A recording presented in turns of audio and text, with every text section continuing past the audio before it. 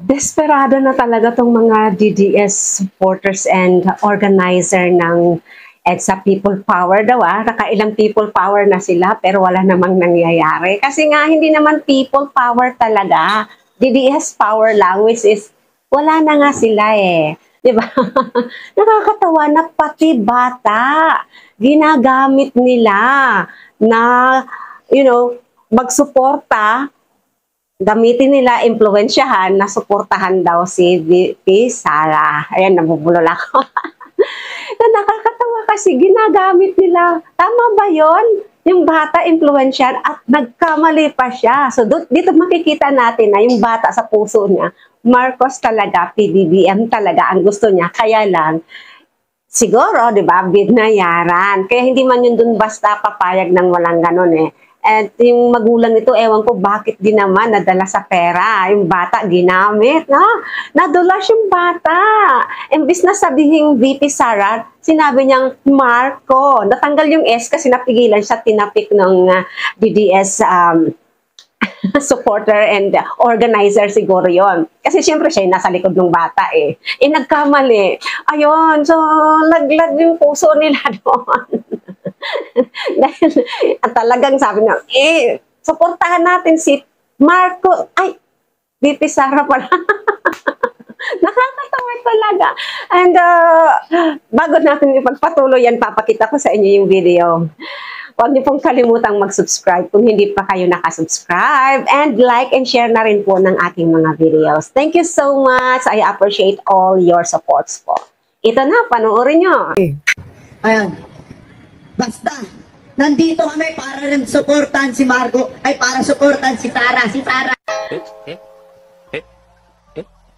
Nandito kami para rin suportahan si Marco, ay suportahan si Marco, ay para suportahan si Sara. Oh, ayan, di ba? Di ba? Tama ba yon? Pati yung bata, natawa na lang sa sarili niya. Wala namang kaalam-alam pa yun sa politika. Wala pang kaalam-alam yun sa buhay. Wala pang kaalam-alam sa nangyayari sa Pilipinas. Wala pang kaalam-alam sa buhay. Ginamit nila. Hindi tama yun. Pwede silang makasuhan dyan kung tutuusin. Pero yung nanay talaga dapat, yung magulang na pumayag na gamitin yung bata, yun ang mali talaga yon. Maling-mali yun.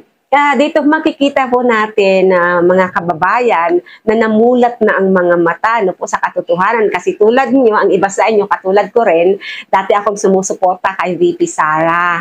Dati ko siyang ipinagmamalaki, tuwang-tuwa ako, high hopes ako, kumbaga na magkakatulungan sila ni PBBM sa pagpapaunlad at pag-aayos ng ating bansa. Ngunit ito, 2 taon pa lang, lumabas ng totoo na gusto na niya talagang siya ang nasa taas. Gusto niyang manduhan si PBBM. At dahil hindi niya mamanduhan, di ba, ang dami niyang pinagkagagawa na kung ano-anong atake kay PBBM. Pero sa kabila nun, tahimik lang ang ating presidente. Kasi alam niyang magpakadesente. Alam niya yung tamang etiquette, lalo na ng isang high-ranking official. And as a vice president, ang trabaho ni VP Sara ay tulungan si PBBM, tulungan ng ating bansa upang umangat at maiayos. Pero anong ginagawa niya ngayon? Di ba siya, dahil sa kanya nagkakaroon ng kaguluhan, dahil sa kanya mayroong mga, tigilan nyo na po sana yung people power nyo, dahil wala namang mangyayari dyan. Hindi na po tulad ng dati. Hindi na tulad ng dati, kasi ngayon, yung mga supporters ni VP Sara, talagang dating supporters, talagang nagsikalas na, kasi na-realize na nila yung pagkakamali nila, kasi nga galing din sa bibig ni VP Sara, biruin mo sabihin niya, hihintayin kayo sa impyerno. Biruin niyo sabihin niya, siya ang reyna or siya ang presidente ng impyerno. Kahit daw paalisin siya or kung anong gawin sa kanya, siya pa rin, pagdating niya sa impyerno, ang presidente ng impyerno. At pinagmamalaki niya yon. Diba, minsan pa, minura ni Presidente Duterte, ex-President Duterte, si Tatay Digong niya, ang Panginoon. Hindi tama yon. At ang pagmumura kailanman, hindi yan excuse na porke ganito ganyan, may nagawang mabuti. Pangtago lang po yun pang-oil lang yun yung mga kunyari kabutihan, pero makikita nyo ang katotohanan kasi siya mismo walang paghalang sa Panginoon. Kailanman hindi karapat-dapat at hindi katanggap-tanggap ang pagmumura. Alam ko sa inyo maraming nagmumura. Naiintindihan ko kayo kung sakali man hindi pa kayo nakakakilala sa Panginoon, sapagkat bawal po talaga yan. Ang sabi ng Panginoon, dapat panatilihin natin at sikapin natin, gawin natin na ang makakabuti lang ang lalabas sa ating bibig at wag magsasalita ng hindi maganda.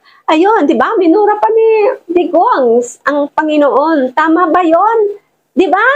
Mali talaga. Grabe na yung pinagagagawa nilang mag-ama sa ating bansa. At ito pa, pinagdidiinan ko lahat kasi gusto kong ma-realize nyo talaga ng mga sumusuporta pa kay Digong, kay VP Sara, na ini-incite niya ang mga sandatahang lakas ng Pilipinas upang mag-alsa. Hindi na niya basta pwedeng gawin yon.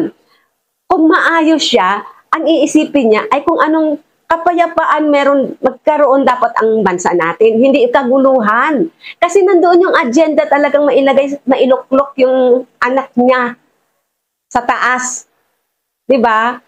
So, tingnan na lang natin kasi 'di ba may inihain ng impeachment case laban kay VP Sara. So, hintayin na lang po natin ang resulta at saka yung sa ICC. Akala ni Digong ligtas na siya doon.